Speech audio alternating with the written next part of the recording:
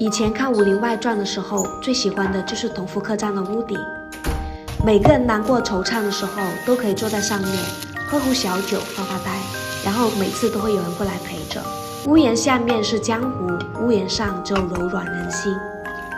而在现实生活中，我最喜欢的就是家里。每个人难过惆怅的时候，都可以瘫在沙发上，而另外的几个人在做饭。难过的你听到厨房炖肉的咕噜咕噜声，蒜末在油锅里膨胀的滋哩哩声，西红柿和蛋花在锅里翻腾的沙啦啦声。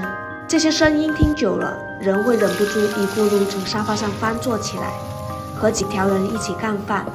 饱嗝之后，感觉生活其实也没有那么难。